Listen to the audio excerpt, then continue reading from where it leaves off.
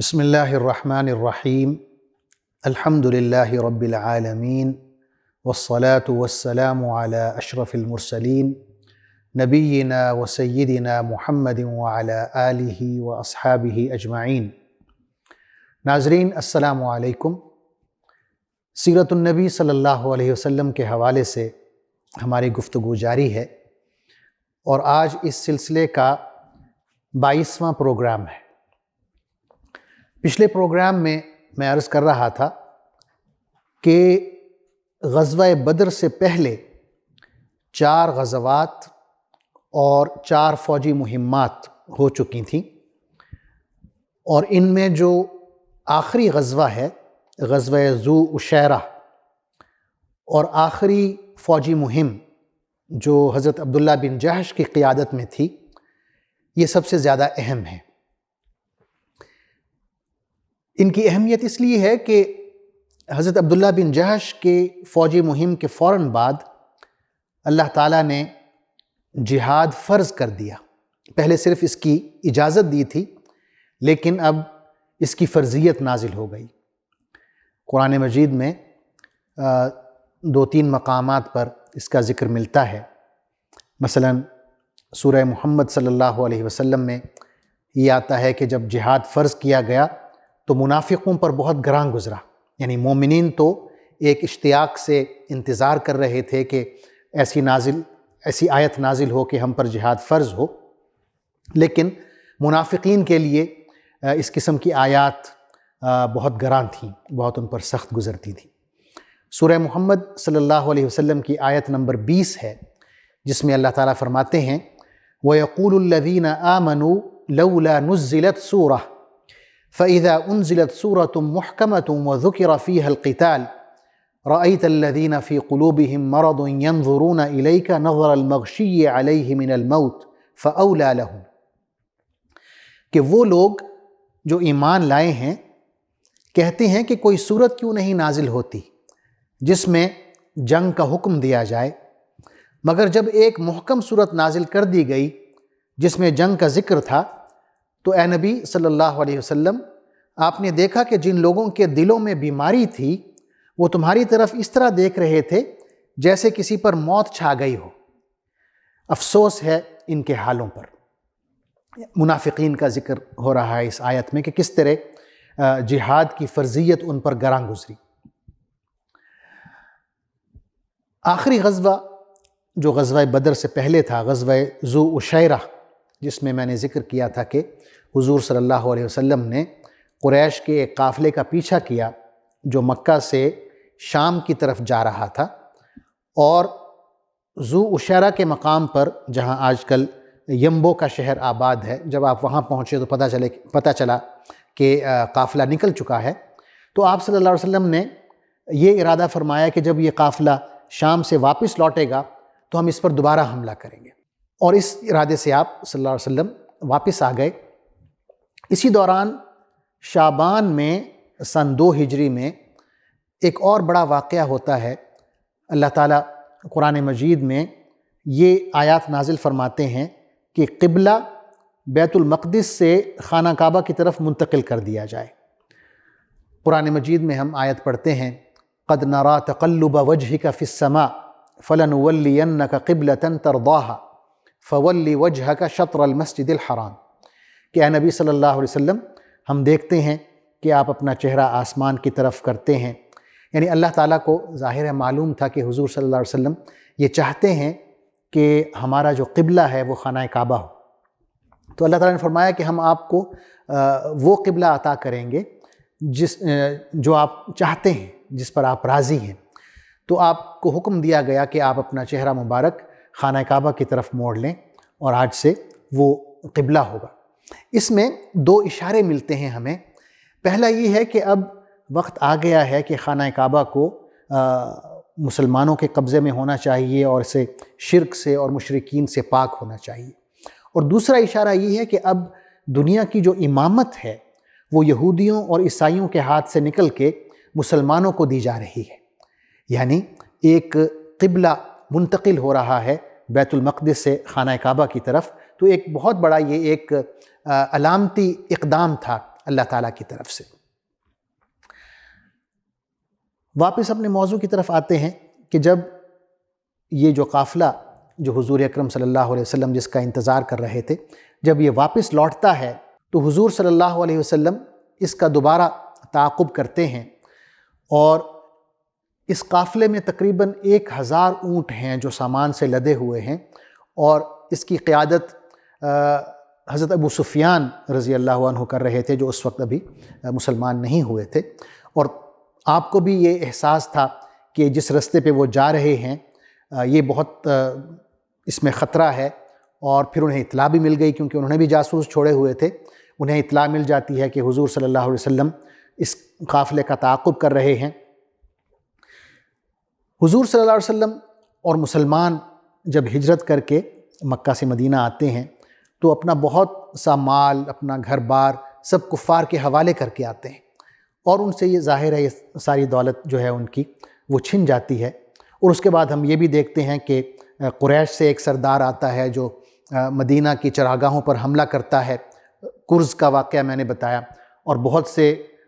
جو جانور ہیں، اونٹ ہیں اور مویشی ہیں، وہ ہانک کر لے جاتا ہے۔ تو یہ بھی مسلمانوں میں ایک غصے کی کیفیت تھی۔ تو حضور صلی اللہ علیہ وسلم نے صحابہ اکرام سے کہا کہ اگر آپ چاہیں تو اس قافلے پر قبضہ کر کے آپ اپنا مال واپس لے سکتے ہیں۔ یعنی آپ صلی اللہ علیہ وسلم نے حکم نہیں دیا، صحابہ کرام کی مرضی پر چھوڑ دیا۔ اور صحابہ بھی یہ توقع نہیں کر رہے تھے کہ کوئی بہت بڑی جنگ ہونے جا رہی ہے، بلکہ ان کے ذہن میں یہی تھا کہ جس طرح پہلے غزوات ہوتے رہے ہیں یا فوجی مہمات بھیجی جاتی رہی ہیں جس میں ہلکی پھلکی لڑائی ہوئی دونوں طرفین سے، اس دفعہ بھی ایسا ہی ہوگا۔ ان کے ذہن میں یہ نہیں تھا کہ قریش کی فوج سے باقاعدہ جنگ ہوگی۔ تو کچھ صحابہ جو ہیں وہ آپ صلی اللہ علیہ وسلم کے ساتھ چل پڑتے ہیں، اور اکثریت جو ہے وہ مدینہ میں ہی رہتے ہیں۔ تو جو صحابہ آپ صلی اللہ علیہ وسلم کے ساتھ جاتے ہیں ان کی تعداد 313 ہے۔ اس میں 82 مہاجرین ہیں اور باقی 231 انصار سے ہیں۔ حضور صلی اللہ علیہ وسلم فوج کو 2 بڑے بڑے دستوں میں تقسیم کرتے ہیں۔ مہاجرین کا دستہ ہے جن کی قیادت اور جھنڈا حضرت علی رضی اللہ عنہ کے پاس ہے، اور پھر دوسرا دستہ جو ہے وہ انصار کا ہے جس کی قیادت اور جھنڈا حضرت سعد بن معاذ رضی اللہ عنہ کے پاس ہے، اور پوری جو فوج ہے اس کی قیادت حضور صلی اللہ علیہ وسلم نے حضرت مصعب بن عمیر کے ہاتھ دی، اور آپ کا جو جھنڈا تھا اس کا سفید رنگ تھا۔ حضور صلی اللہ علیہ وسلم صحابہ کے لشکر کو لے کر بدر کی طرف روانہ ہوتے ہیں، کیونکہ آپ کو اطلاع ملتی ہے کہ ابو سفیان اپنے قافلے کو لے کے وہیں سے گزر رہے ہیں، اور ابو سفیان کو بھی جیسے میں نے عرض کیا خبر ہو جاتی ہے کہ آپ صلی اللہ علیہ وسلم ان کے تعاقب میں آ رہے ہیں۔ تو وہ ایک بہت ہی تیز رفتار گھڑ سوار کو مکہ روانہ کرتے ہیں تاکہ وہاں جا کے وہ مدد طلب کرے۔ وہ پہنچتا ہے مکہ اور وہاں جا کے اعلان کرتا ہے کہ آپ کے قافلے پر حملہ ہونے والا ہے۔ تو مکہ والے جو ہیں وہ سارے کے سارے تیار ہو جاتے ہیں کہ اپنے قافلے کو بچائیں، اور جو خود نہیں نکل پاتا وہ اپنی جگہ کوئی بندہ بھیجتا ہے۔ تو ایک بہت بڑی فوج جن کی تعداد 1000 سے کچھ زیادہ ہے وہ نکل پڑتے ہیں مسلح، اور بدر کے قریب پہنچ جاتے ہیں۔ اسی دوران ابو سفیان جو ہیں یہ قافلے کو لے کے سمندر کے کنارے کنارے چلے جاتے ہیں اور بدر سے دور نکل جاتے ہیں، اور جب یہ محسوس کرتے ہیں کہ قافلہ جو ہے محفوظ ہو گیا ہے تو وہ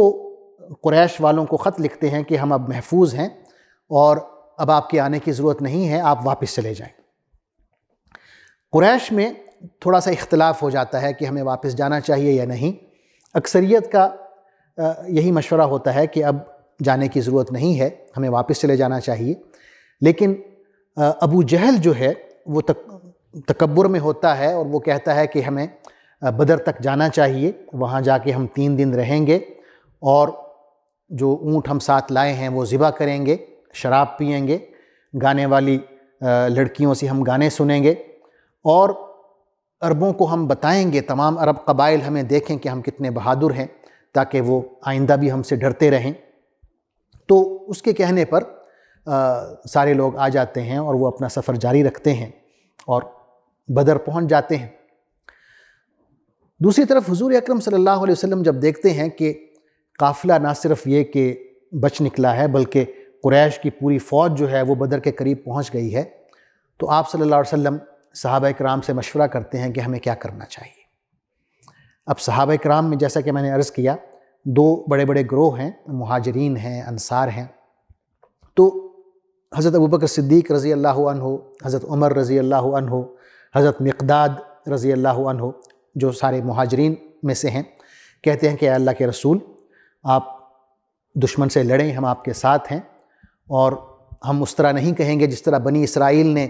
حضرت موسیٰ علیہ السلام سے کہا تھا اذهب انت وربک فقاتلا انا ہاہنا قاعدون، کہ تم اور تمہارا رب جاؤ اور لڑو، ہم یہاں بیٹھے ہوئے ہیں، بلکہ ہم آپ کے ساتھ جہاد کریں گے، آپ کے ساتھ ہم دشمن سے لڑیں گے۔ حضور صلی اللہ علیہ وسلم نے دوبارہ پوچھا کہ لوگوں مجھے مشورہ دو، مجھے کیا کرنا چاہیے۔ تو یہاں پر جو انصار کے سردار ہیں حضرت سعد بن معاذ رضی اللہ عنہ، وہ کہتے ہیں کہ یا رسول اللہ، لگتا ہے کہ آپ ہمارا جواب سننا چاہتے ہیں۔ آپ نے فرمایا ہاں، میں آپ کا جواب سننا چاہتا ہوں، کیونکہ اگر آپ کو یاد ہو، میں نے عرض کیا تھا کہ جب انصار نے یا اہل مدینہ کے مسلمانوں نے حضور اکرم صلی اللہ علیہ وسلم کے ہاتھ پر بیعت کی تھی مینا میں عقبہ کے مقام پر، تو اس بیعت میں یہ تھا کہ جب آپ صلی اللہ علیہ وسلم مدینہ تشریف لے آئیں گے تو ان لوگوں پر فرض ہوگا کہ آپ صلی اللہ علیہ وسلم کی حفاظت ایسے ہی کریں جیسے کوئی شخص اپنی جان کی، اپنی اولاد کی اور اپنے اہل و عیال کی حفاظت کرتا ہے۔ یعنی اس میں یہ نہیں تھا کہ مدینہ سے باہر نکل کر بھی جنگ کریں گے اور آپ صلی اللہ علیہ وسلم کے ساتھ مل کے دشمن سے لڑیں گے۔ تو آپ صلی اللہ علیہ وسلم ان کی بات سننا چاہ رہے تھے کہ وہ کیا سوچ رہے ہیں۔ تو حضرت سعد بن معاذ رضی اللہ عنہ کہتے ہیں کہ اللہ کے رسول، ہم نے آپ کے اوپر ایمان لائے ہیں، ہم آپ کے ہاتھ پر بیعت کی ہے، اطاعت کی بیعت کی ہے، تو آپ جہاں چاہیں ہمیں لے کر جائیں۔ آپ اگر چاہیں کہ ہم یہ سمندر آپ کے ساتھ پار کریں اور دشمن کے ساتھ لڑیں تو ہم آپ کے ساتھ جائیں گے، اور ہم آپ کو بتانا چاہتے ہیں کہ ہم لڑائی میں ثابت قدم رہنے والے ہیں، تو آپ اللہ پر توکل کرتے ہوئے چلیں، ہم آپ کے ساتھ ہیں۔ حضور صلی اللہ علیہ وسلم حضرت سعد بن معاذ کا جواب سن کر بہت خوش ہوتے ہیں اور کہتے ہیں کہ پھر میری طرف سے بھی خوشخبری ہے، اللہ نے مجھے یہ میرے ساتھ وعدہ کیا ہے کہ ان دو چیزوں میں سے ایک چیز مجھے ضرور عطا ہوگی، یا ہم قافلہ لیں گے یا ہم قریش کی فوج پر فتح حاصل کریں گے، یعنی ان دو نعمتوں میں سے ایک نعمت کا مجھے وعدہ کیا گیا ہے۔ حضور صلی اللہ علیہ وسلم ابھی بدر میں ہی تھے کہ اللہ تعالیٰ نے بارش نازل فرمائی، اور بارش بھی ایسی کہ قریش پر شدید بارش تھی کہ ان کی پیش قدمی رک گئی، اور مسلمانوں پر ہلکی بارش تھی کہ جو ریت تھی وہ جم گئی اور ان کے لیے چلنا پھرنا آسان ہو گیا۔ اللہ تعالیٰ نے اس کا ذکر فرمایا ہے قرآن مجید میں، سورہ انفال میں ہم پڑھتے ہیں اذ یغشیکم النعاس امنۃ منہ وینزل علیکم من السماء ماء لیطہرکم بہ ویذہب عنکم رجز الشیطان ولیربط علی قلوبکم ویثبت بہ الاقدام، کہ وہ وقت بھی قابل ذکر ہے جب اللہ اپنی طرف سے غنودگی کی شکل میں تم پر اطمینان اور بے خوفی کی کیفیت طاری کر رہا تھا، اور آسمان سے تمہارے اوپر پانی برسا رہا تھا تاکہ تمہیں پاک کرے اور تم سے شیطان کی ڈالی ہوئی نجاست دور کرے اور تمہاری ہمت بندھائے اور اس کے ذریعے سے تمہارے قدم جما دے۔ تو اس بارش سے صحابہ کرام کے دلوں میں اطمینان ہوا اور وہ آرام سے رات کو سوئے اطمینان کی کیفیت میں۔ اور یہ جو رات ہے یہ 17ویں رمضان المبارک کی رات ہے، سن 2 ہجری اور انگریزی حساب سے سن 624 عیسوی۔ اگلی صبح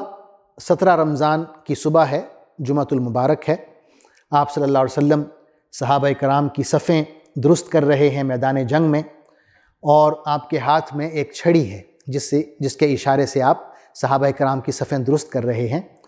یہاں پہ بھی ایک واقعہ ہوتا ہے جس کو سچی بات ہے سن کے حضور اکرم صلی اللہ علیہ وسلم کی رحمت اور آپ کا جو عدل اور انصاف ہے وہ ہم دیکھتے ہیں کہ انسانی تاریخ ایسا عدل و انصاف اور ایسی رحمت پیش کرنے سے قاصر ہے۔ آپ صلی اللہ علیہ وسلم صفیں درست کر رہے ہوتے ہیں، ایک صحابی ہیں حضرت سواد بن غزیہ رضی اللہ عنہ، وہ لائن سے ذرا آگے بڑھے ہوئے ہیں، تو آپ چھڑی سے انہیں پیچھے کرتے ہیں، چھڑی ان کے پیٹ پر لگتی ہے، وہ کہتے ہیں کہ یا رسول اللہ آپ نے مجھے زور سے چھڑی ماری ہے۔ تو آپ صلی اللہ علیہ وسلم کہتے ہیں کہ آپ بدلہ لے لیں، اور چھڑی ان کے ہاتھ میں دے دیتے ہیں۔ اب حضرت سواد بن غزیہ کی حالت یہ ہے، وہ اتنے غریب ہیں کہ ان کے جسم پر کوئی قمیص نہیں ہے، یعنی جو نچلا دھڑ ہے صرف وہی ڈھانپا ہوا ہے، اور اوپر والا دھڑ جو ہے وہ ننگا ہے، قمیص نہیں ہے۔